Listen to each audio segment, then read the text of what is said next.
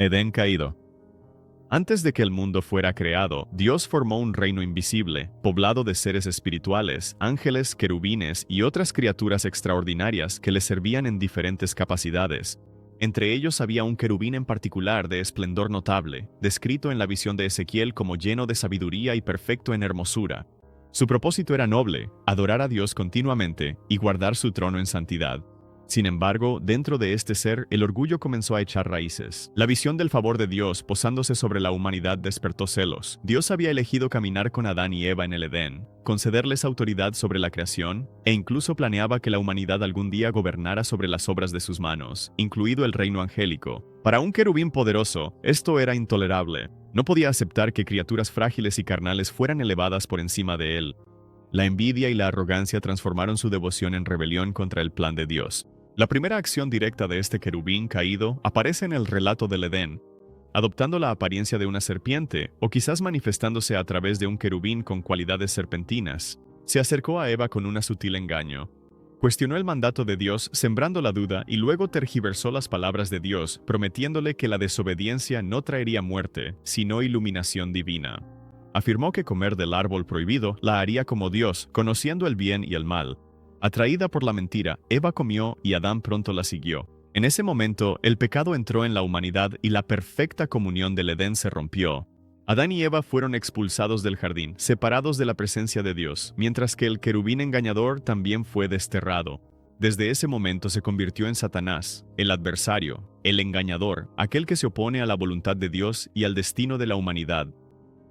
Los hijos de Dios y los Nefilim, muchas generaciones después de Adán y Eva, Satanás instigó otra ola de rebelión entre los seres espirituales que Dios había creado. En el capítulo 6 de Génesis, la Biblia describe cómo los hijos de Dios, una frase que a menudo se usa para referirse a seres angelicales, abandonaron su lugar legítimo y tomaron mujeres humanas como esposas. El resultado de estas uniones antinaturales fueron los Nefilim, descendientes híbridos que crecieron hasta convertirse en gigantes de poder y estatura inusuales. Se hicieron famosos por su poder, pero también infames por su corrupción y violencia. En lugar de guiar a la humanidad hacia la rectitud, estos seres llenaron la tierra de caos y maldad. Este acto estaba muy lejos del diseño de Dios para la creación y se convirtió en una abominación ante sus ojos. Como juicio, Dios tomó a los ángeles que participaron en esta rebelión y los confinó en cadenas de oscuridad, manteniéndolos allí hasta el día final del juicio. La humanidad también fue juzgada por su parte al abrazar la maldad. Dios envió el gran diluvio, borrando casi toda la vida en la tierra y preservando solo a Noé y su familia, quienes caminaron con él en fe. Sin embargo, en este juicio, una figura quedó libre, el propio Satanás. Él continuó su misión, sin ataduras y activo en el engaño a la humanidad. La antigua tradición judía luchaba con la pregunta de qué fue de los Nefilim después del diluvio. Debido a que no eran completamente humanos ni completamente angélicos, sus espíritus no tenían un lugar natural al que ir. Surgió la creencia de que, después de que sus cuerpos físicos perecieron, los espíritus inquietos de los Nefilim permanecieron en la tierra. Estos seres errantes se convirtieron en lo que la escritura más tarde llama espíritus inmundos o demonios. A diferencia de los ángeles que sirven o se rebelan bajo la autoridad del cielo, estos espíritus sin cuerpo anhelan una morada y atormentan a la humanidad. A partir de este momento, Satanás obtuvo un ejército demoníaco organizado, lo que le permitió difundir la corrupción de manera más directa en las vidas y sociedades humanas. La Torre de Babel. Después del diluvio, cuando los descendientes de Noé se multiplicaron, la humanidad una vez más se apartó de Dios. En lugar de esparcirse por la tierra en obediencia a su mandato, el pueblo se unió en desafío. En la llanura de Sinar, comenzaron a construir una torre enorme que se elevaría hasta los cielos.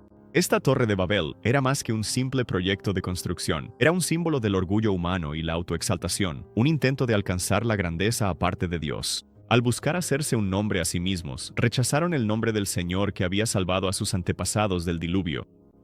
Dios juzgó esta rebelión confundiendo su lenguaje para que ya no pudieran cooperar. La población unificada se fracturó en grupos, cada uno con su propia lengua, y fueron dispersados por toda la faz de la tierra. Pero las escrituras insinúan que algo más profundo ocurrió en el reino invisible. No solo las naciones fueron divididas física y lingüísticamente, sino que también fueron puestas bajo la supervisión de seres espirituales. En lugar de ser gobernadas directamente por el Creador, a cada nación se le asignó un gobernante espiritual, a menudo llamados los hijos de Dios. Este arreglo creó una oportunidad crucial para Satanás.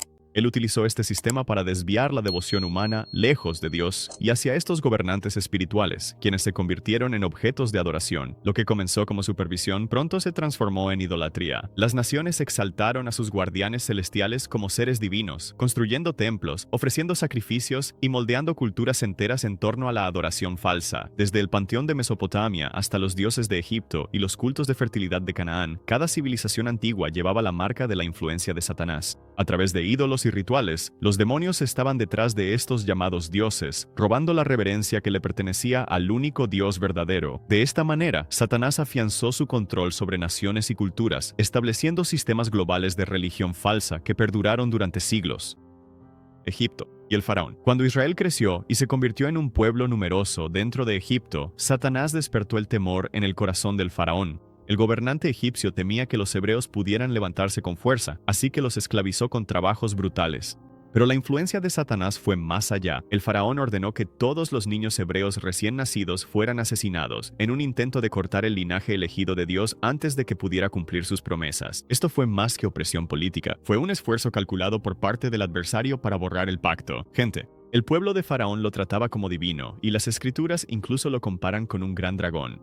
Una perra, imagen bíblica ligada a Satanás. El emblema de la serpiente en la corona del faraón evocaba la serpiente del Edén, mostrando que su reinado estaba guiado por la oscuridad. Dios envió 10 plagas sobre Egipto. Cada plaga no fue una destrucción aleatoria, sino un ataque directo contra los dioses de Egipto. Cuando el Nilo se convirtió en sangre, el dios Hapi quedó demostrado como impotente. La plaga de ranas humilló a la diosa Heket. La muerte del ganado reveló la debilidad de Hathor. Cada plaga expuso a otra deidad falsa y mostró la autoridad inigualable de Dios. A través de estos actos, Dios no solo estaba liberando a su pueblo, sino también desmantelando el sistema demoníaco que mantenía a Egipto en esclavitud. La resistencia del faraón reveló la determinación de Satanás de oponerse a Dios, pero cada señal y prodigio demostró que solo el Señor era soberano. En el Éxodo, el intento de Satanás de aplastar a Israel fue frustrado, y el nombre de Dios fue proclamado entre las naciones. El cuerpo de Moisés. Después de que Moisés murió en el monte Nebo, las escrituras nos cuentan algo extraordinario en el libro de Judas. Miguel, el arcángel, disputó con el diablo por el cuerpo de Moisés.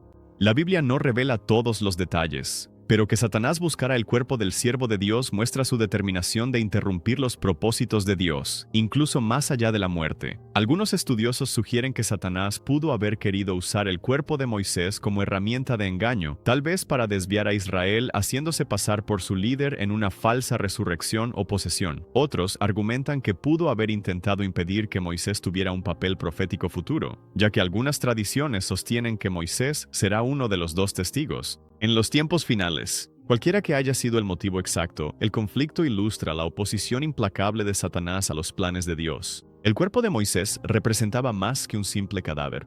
Simbolizaba el pacto de Dios y su liderazgo sobre Israel. Al contender por él, Satanás reveló su deseo de corromper o interrumpir ese pacto.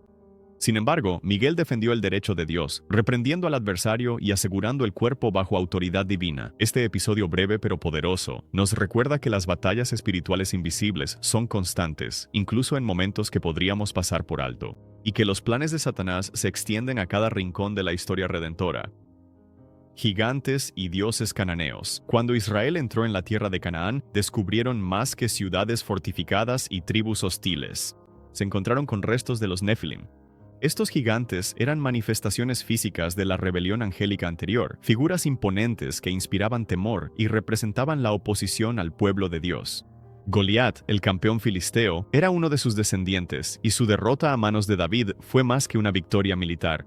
Fue el desmantelamiento de un bastión demoníaco. Más tarde, los guerreros de David derrotaron a los hermanos de Goliat, eliminando a los últimos de estos gigantes en la tierra. Al recuperar territorio, Israel también estaba recuperando un terreno espiritual que Satanás había reclamado a través de linajes corrompidos, pero la influencia de Satanás en Canaán iba más allá de los gigantes. La tierra estaba saturada de adoración a ídolos, prácticas que eran impulsadas por demonios. El principal de estos falsos dioses era Moloch, una deidad que exigía sacrificios de niños. Trágicamente, el propio Israel fue seducido por estas prácticas, ofreciendo a sus hijos en el fuego. Los descubrimientos arqueológicos han desenterrado altares que contienen los restos de infantes sacrificados, coincidiendo con el relato bíblico. Las escrituras aclaran que los sacrificios hechos a los ídolos eran en realidad sacrificios ofrecidos a demonios, lo que significa que la desobediencia de Israel era una participación directa en la rebelión de Satanás. Al llenar la tierra de ídolos y derramamiento de sangre, Satanás enredó al pueblo de Dios en el pecado y provocó el juicio divino. La misma herencia destinada a mostrar la santidad de Dios se contaminó, mostrando cómo Satanás utilizó tanto el miedo como la falsa adoración para resistir el plan de Dios. El exilio de Israel. A pesar de las advertencias de Dios, a través de profetas como Isaías, Jeremías y Ezequiel, Israel recurrió repetidamente a los ídolos y abrazó la adoración de dioses extranjeros. Estas prácticas no eran simples préstamos culturales inofensivos. Las escrituras dejan claro que los sacrificios a los ídolos eran sacrificios a demonios. Al hacer esto, Israel no solo estaba descuidando su pacto, sino alineándose activamente con la rebelión de Satanás. El pueblo de Dios, destinado a brillar como luz para las naciones, cayó en cambio en la misma oscuridad que estaban llamados a resistir. Como juicio, Dios permitió que Asiria conquistara el reino del norte y más tarde permitió que Babilonia conquistara Judá y destruyera Jerusalén. Babilonia no era simplemente un imperio político, era un centro de prácticas ocultas y de adoración al ejército del cielo, los seres espirituales rebeldes que buscaban la adoración de los hombres. En el exilio, Israel vivió bajo un sistema completamente impregnado de influencia demoníaca. El templo fue destruido, el pueblo dispersado, y parecía que el plan de Satanás para borrar al pueblo de Dios había tenido éxito. Sin embargo, incluso en cautiverio, Dios preservó a un remanente fiel. Figuras como Daniel, Sadrach, Mesach y Abednego se mantuvieron firmes en Babilonia, demostrando que el poder de Satanás no podía borrar las promesas del pacto de Dios. El exilio de Israel reveló los resultados devastadores de la idolatría, pero también preparó el escenario para la venida del Mesías, quien confrontaría a Satanás directamente y rompería su poder de una manera que ningún rey ni profeta había logrado hasta entonces. La tentación de Jesús. Después de su bautismo en el río Jordán, donde la voz del Padre lo declaró su Hijo amado, Jesús fue llevado por el Espíritu al desierto. En el pensamiento judío, el desierto era más que un lugar árido. Se consideraba que era la morada de los demonios, un reino de prueba y peligro.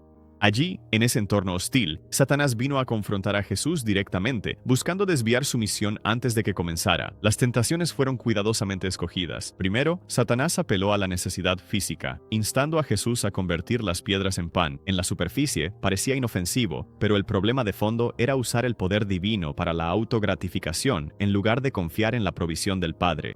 En segundo lugar, Satanás llevó a Jesús a la parte más alta del templo y citó las Escrituras, tergiversando la palabra de Dios para alentar una presunción imprudente. Si Jesús hubiera obedecido, habría sido un acto de poner a prueba a Dios en vez de confiar en Él. Finalmente, Satanás reveló su verdadera ambición. Ofreció a Jesús autoridad sobre todos los reinos del mundo a cambio de adoración. Esto fue un intento de darle a Jesús la corona sin la cruz, pero habría significado someterse al dominio de Satanás. En cada prueba, Jesús respondió con las Escrituras, citando pasajes de Deuteronomio que enfatizaban la dependencia de Dios, la obediencia a sus mandamientos y la adoración exclusiva a Él. Donde Adán cayó en el Edén, Jesús se mantuvo firme en el desierto. Este enfrentamiento marcó el inicio de la derrota directa de Satanás. Desde ese momento, el poder del adversario sobre la humanidad comenzó a desmoronarse, ya que el Hijo de Dios demostró ser fiel donde todos los demás habían fallado, demonios y posesión. Después del enfrentamiento en el desierto, Jesús comenzó su ministerio público, y una de las primeras demostraciones de su autoridad fue la expulsión de demonios. Antes de este momento en la historia, las Escrituras no registran que profetas o líderes ordenaran directamente a los espíritus impuros que se fueran. Satanás había establecido un sistema en el que los demonios atormentaban y poseían a los humanos sin oposición, ejerciendo control a través del miedo, la enfermedad y la esclavitud. Pero con Jesús, ese sistema fue quebrantado. Cada vez que Jesús se encontraba con personas poseídas, los demonios lo reconocían de inmediato y clamaban, llamándolo a menudo el Hijo de Dios. Ellos entendían su autoridad y temían el juicio que él traería. Al expulsarlos con una sola palabra, Jesús demostraba un poder que no podía ser resistido. Las multitudes se maravillaban, dándose cuenta de que estaban presenciando algo completamente nuevo, el reino de Dios empujando de vuelta al reino de las tinieblas. Jesús extendió esta autoridad a sus discípulos, enviándolos a proclamar el reino y dándoles la capacidad de expulsar demonios en su nombre. Significativamente, eligió a 70 discípulos para esta misión, el mismo número que las naciones divididas en Babel. Esto simbolizaba algo más que un ministerio local. Era una declaración de que él venía a reclamar cada nación del dominio de Satanás. Cuando los discípulos regresaron llenos de alegría, diciendo, «Incluso los demonios se nos someten en su nombre», Jesús declaró, «Vi a Satanás caer del cielo como un rayo». Cada acto de liberación era una derrota visible para el adversario, mostrando que su dominio sobre la humanidad se estaba desmoronando. Ante el poder del Mesías, las puertas del infierno y el monte Hermón. En un momento de su ministerio, Jesús llevó deliberadamente a sus discípulos al norte, a la región de Cesarea de Filipo, un lugar infame en la tradición judía por ser un centro de adoración pagana. Esta zona contenía santuarios y templos donde se ofrecían sacrificios a dioses falsos, y comúnmente se asociaba con una cueva profunda que los lugareños llamaban las puertas del infierno. En la imaginación espiritual de Israel, esto era un portal al inframundo, el dominio de los demonios. El lugar también se encontraba al pie del monte Hermón, el mismo sitio donde, según la antigua tradición, los ángeles rebeldes habían descendido para crear a los Nefilim. Pocos lugares tenían un peso simbólico mayor como bastión de la influencia de Satanás. Fue aquí, en este entorno, donde Jesús hizo una declaración audaz. Él edificaría su iglesia y las puertas del infierno no prevalecerían contra ella. Al elegir este lugar específico, estaba haciendo una declaración de confrontación directa. Las puertas son defensivas, no ofensivas, lo que significa que Jesús describía a la iglesia no como escondiéndose de los ataques de Satanás, sino como asaltando las fortalezas del enemigo. Los poderes de las tinieblas, por muy arraigados que estuvieran, no resistirían el avance de su reino. Poco después, Jesús ascendió a una montaña alta, probablemente el monte Hermón mismo, junto con Pedro, Santiago y Juan. Allí fue transfigurado ante ellos, revelando su gloria en una luz radiante, y fue acompañado por Moisés y Elías. Este evento no solo fue un atisbo de la majestad divina, sino también una proclamación directa de autoridad sobre un territorio largamente asociado con la rebelión. Al revelar su gloria divina precisamente en el lugar reclamado por Satanás, Jesús demostró que el dominio de las tinieblas estaba siendo quebrantado y que el verdadero rey había venido a reclamar lo que era suyo, la cruz y la resurrección. Cuando Satanás no pudo corromper ni vencer a Jesús mediante la tentación y la oposición demoníaca, recurrió a su plan más desesperado y destructivo: asegurar la muerte de Jesús. Actuando a través de instrumentos humanos, entró en Judas para traicionar al Señor, provocó envidia en los líderes religiosos e influyó en las autoridades romanas para llevar a cabo la crucifixión. Por un momento, parecía que Satanás había tenido éxito. El Hijo de Dios fue condenado, burlado, clavado en una cruz y sellado en una tumba. Para los poderes de las tinieblas, esto debió de parecer la máxima victoria. Sin embargo, la cruz era el centro mismo del plan de redención de Dios. Al permitir ser crucificado, Jesús se convirtió en el sacrificio sustituto por el pecado de la humanidad. Al cargar con la pena del pecado, despojó a Satanás de las bases legales para acusar y esclavizar a la humanidad. Lo que parecía debilidad fue la mayor demostración de fortaleza, ya que Cristo desarmó a principados y potestades triunfando sobre ellos mediante la cruz. La resurrección completó esta victoria. Cuando Jesús resucitó de entre los muertos, destrozó el poder de la muerte, que era el arma más poderosa de Satanás. El adversario ya no podía mantener a la humanidad bajo el temor de la tumba. La tumba vacía demostró que la vida había triunfado sobre la muerte y que la autoridad de Satanás había sido quebrantada. Lo que Satanás planeó como su mayor victoria resultó ser el mismo acto que selló su derrota para siempre. Desde ese día en adelante, quedó como un enemigo derrotado, esperando su juicio final. El fin de los tiempos en el Apocalipsis. El libro de Apocalipsis descorre el velo sobre la última etapa de la historia de Satanás. Se le describe como el gran dragón, esa antigua serpiente que engaña a todo el mundo. En los días finales, Satanás dará poder a la bestia y al falso profeta, creando un reino falso que une el poder político, la religión falsa y el engaño. A través de falsos milagros y mentiras persuasivas, llevará a las naciones a la rebelión, exigiendo adoración y desatando una feroz persecución contra quienes permanezcan fieles a Cristo.